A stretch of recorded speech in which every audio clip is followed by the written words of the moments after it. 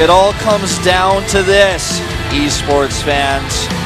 The last match of the night, Impact from Axiom versus Cure from Jin Air Green Wings. It's our final match. This best of 3 will decide our second and final player from Group D and the final player from today, the entire day, to join Code S. And I feel like both of these players are actually, I don't know, they both showed like really good games, and also in the games that they lost, they didn't play too badly. So I feel like this one should be really, really close, actually. Could be the closest one of the night, I think. Yeah, I think so. I would not be surprised to have a 2-1 here. Cure's play against Hydra was really impressive, right? So he had to play this matchup already earlier, and he prepared for it. So I give him a slight edge here, considering that, you know, Impact couldn't have known they would face a Terran. You know, it was only by chance that he, like you said earlier, has to play all 3 matchups. Catalina will be our first map. Yeah, we saw Cure actually play Hydra on this map before. They did get those spawns where the third bases were pretty close, and Cure was able to use that to his advantage, be very aggressive on that third base, even cancel it, or not cancel it, but do a lot of damage to it with some Reapers and Hellions early on that Hydra just wasn't really able to answer, or have the answer to. This is true. A lot of very aggressive play by Cure, just attacking, you know, in different locations at once. Big drop in one location, a big attack by ground in the other. Starting things off on our 3-player map, Catalina for the last best of 3 of tonight, the GSL Code A.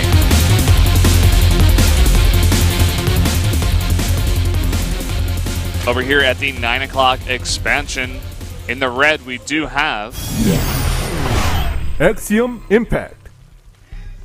Impact. Rather than expansion, I guess location is a better word. Whichever way you want to call it. It's all fine with me. I hear that Terran building being made. Over here, keeping the Terran hope alive. Jin Air Green Wings Cure. One best of 3 away from becoming the second Terran in Code S. There are a lot of people rooting for this guy right now. Terran players across the globe that are watching. People in general that just want to see the underdog succeed in terms of Terran, in terms of races. And just people here in the crowd that are fans of Jin Air, fans of Cure. I feel like definitely the crowd favorite would have to go to Cure right now. Yeah, I think so. But Impact has, you know, his Axiom family here with him today, cheering him on as well. Yeah. Got some coaching to help him out. And, you know, in the form of 2 Protosses, Crank and Alicia. But, you know, it can be useful. It was definitely useful in his matchup against the Protoss, I would say, against Rain. Yeah. Feeling very confident there, and he got some good wise words from his teammates. So we have actually a pool first with gas. Not messing around. We've been seeing a lot of all-ins on this map, a lot of all-ins in general today with Roaches. A lot of aggressive play. Yeah, these first 2 days have been kind of wonky, I have to say. Not the most standard play. I like that, though. I like the shift that we see here. Like crazy ZVZs, crazy PvPs. And a whole slew of very entertaining other matchups. All right, Reaper will come out and scout. Looks like 4 Zerlings first in speed, no Roach War, and he pulls out of gas. So he's going to want to control the map early with Speedlings. Maybe shut down that expansion, shut down the Reapers hard. Then after having that map control, perhaps he takes a Roach Warren, you know, maybe he double expands, takes the third base really early. He's going to go ahead and take this expansion right now.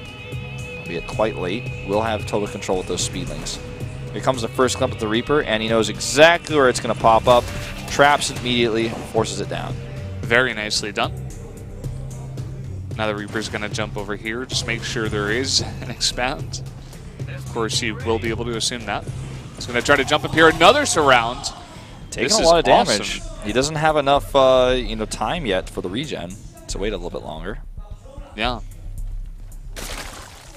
So cool by Impact.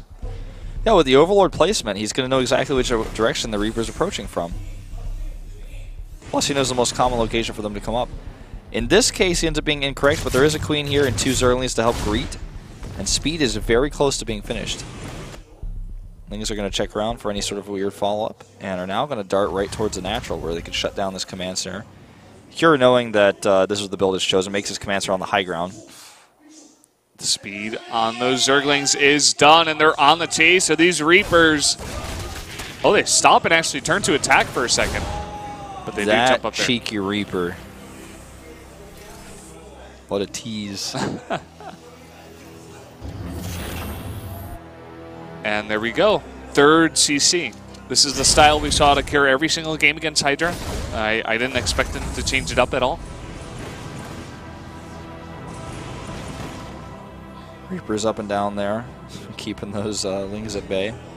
But this actually controls the map quite a bit. He doesn't follow up with any sort of aggression, at least not yet. Just droning up, getting an additional queen out, getting those overlords out. Those OVs. Yeah. And Tech Lab goes down back at home to either start Stim or perhaps for Banshees, but since he doesn't have a starport, I think it's more likely to be the faster Stim. Yeah. But, you know, in normal other cases, it could be that. Cancel on a drone there. Pretty rare to see cancels in StarCraft because it's usually not efficient, but fast lair here off 2 base. Yeah, no third base just yet. Could be any number of reasons why you would want to do that. The natural will go down here for Cure. Should be pretty safe in taking that. We see a lot of gas being taken here. 3 in total right now, so he's going to have all 4 of his... Sorry about that. All 4 of his gases. Bit my tongue. Sorry, I hope you're okay. You all right? Yeah, I'm fine. Okay. So, yeah, all those gases going up. And could be just fast mutas. Hellions check for the third, and they're like, okay, it's not at the closer one, not at the further one. Weird. Strange. Those guys in the Hellions, so judgmental. Like, this Zerg is so strange. What the hell? It is Spire and Baneling. Whoa. Now, the Banelings most likely to just be used defensively. But the Spire, obviously for Mutalists, not going to be for Corruptors. Don't get me wrong. And the Mutalists are going to come out and really surprise Cure a little bit. Oh, definitely. He could make some preemptive turrets if he's feeling like he feels this is the most likely reason why there's no third base. But he could also be scared of roaches. Without a scan or any sort of scout in the main base, it's impossible to tell what's coming next. And there the third base does go down. And the Hellions are going to go down and check that right now. They are going to see it. And will they get surrounded? It looks like they do, actually. Oh, no, they do get away. And a nice scan there gets the vision on all of that. Yeah, Spire is the most important part. So now he can start turrets as soon as his eBay is done. Ooh. Ouch. Assassin Zerglings. Like piranhas, man. Wow. Minus the water. And the really sharp teeth. Yeah. More about the claws. Also not fish. No gills. Not in the Amazon. But otherwise, pretty much like piranhas. Yeah. So, 1-1 started now. It took him a bit of time to get that out. He hasn't started turrets yet, but I guess he's got the timing worked out pretty well. Doing a double drop versus Mutas. If he doesn't run into the Mutalists, can be actually really, really good. But he's not going to have a lot of Marines at home, and he doesn't have any turrets. So this is my concern. Okay, sees it now. Sends the Lings back, because he's going to need him. And Mutalists alone cannot defend this. There's too many Marines. Yeah. There's a lot of Zerglings. But that's still, I mean... I don't think so. He does snipe that medevac, and a ton more Lings are going to pour in here, and that should be enough. And the medevac is going to be cleaned up as well. Keeps the Lings off of his third base. It was a very expensive way to do so, but I think it was okay. He trades decently well against those Lings, keeps the Mutalists away too while he can get his turrets up, get some more Widow Mines out. And I worry for these Lings, actually. There's so many Widow Mines. He's going to just do a big attack off of 3 base here. Well, off of 2 base, 3 hatch. That third base hardly can be called a base with no mining at it. Look how low his worker count is at 46. Yeah. Observer showing us no combat shields. Yeah, none at all. And here we go, a ton of Lings pouring in, and all those banelings. That drop needs to come back ASAP. Some of those Widow Mines almost get sniped there. A good shot on a couple of those mutas, but still so many banelings pouring through. Yeah, he just doesn't even know what to do with his banelings at this point. There's nothing for them to hit. That Widow Mine will go down here. And a bunch of Marines as well. This could actually just end the game. He could actually go over here and kill like every reactor or just kill all the SCVs. He can choose whichever one he wants. He's going to kill reinforcements as they come out. Killing all the SCVs at the third base as well. That could be it. I mean, he's right on top of the production. Nothing can come out here in group and fight against this. There's not going to be any splitting, that's for sure. Yeah, that's definitely for sure. It's just way too much Zerg, and he's only got Widow Mines as AoE. Can't get his wall up at the natural. For some reason, Lynx keeps trimming over it. He's not paying attention. He's so much more focused on microing over here. A few Hellions coming out makes this a little bit easier to defend. And he holds. And remember the rule, if you have 3 CCs, a hold can be pretty good. Yes, it can. Look at all those meals dropped. And he's got 1/1 upgrades. Not to say that he's out of it yet, because he's at half the worker count of his opponent, but just keep an eye on that income tab at the top right. Whenever he drops meals, you'll see a big spike in that. Hellbats are ready as well with the armory completed.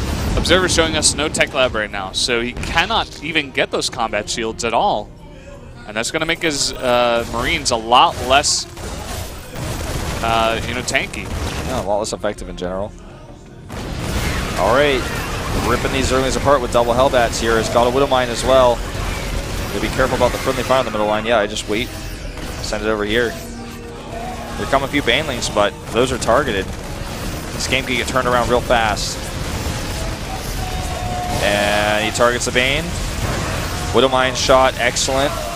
Yeah, very, very excellent. And he's going to snipe that spawning pool. Very nicely done here. And even at the front, going to be able to snipe down one of these mutas? Possibly? If he targeted a little bit faster, would have been able to get some. But he's continuing to push. Look at the army supply, 62 to 27. Never underestimate a Terran player who's just got 3 CCs and so much production. Those upgrades, man, are doing so much work for him right now. And there's no Ling production. It's just not possible until the spawning pool is done. Something he knows. All he can rely on is the Lings he has now. I feel like if he just knew how few Lings there are, in fact a grand total of 1, he would just continue the attack here. And that's it, GG. GG. Pure takes game number 1. Razor thin hold there. You know, I thought it might have been over there. He just lost all of his Marines. But Banelings, once they blow up, they're gone. And once you get a tight wall up, you've got some production. 3rd CC survives, you've got triple meals and good upgrades, the 1/1 upgrades he had. That was really important there. Getting some words from his coach. Maybe saying, I don't know, don't go for that drop. I think the drop was actually okay. Yeah, the drop was alright because it delayed that push a lot. But once it got cleaned up, it seemed like, I think that's actually what gave Impact the confidence to go for that kind of push, because once he cleaned up that many medevacs and all those Marines, he was like, oh, you don't have that much army. Maybe I can just go kill you. Oh, I think you're right. And he almost did. He was so close. I think he made too many Banelings also. Yeah, I think you're right. There were a lot of them just kind of sitting around like, what do I do? Because like I said, once a Baneling blows, it's gone, A Ling, if it can surround a Marine with 3 Lings, it kills the Marine, and then the Lings just can keep working on something else. If you kill 2 Marines with 1 Baneling, then the Baneling's just gone, and eventually you're going to get pushed out. Sejong Station, the map here for Impact. Not a bad choice, especially considering Cure's aggressive style. He's looking a little bit tired, or like his eyes are hurting him. I hope he's feeling okay.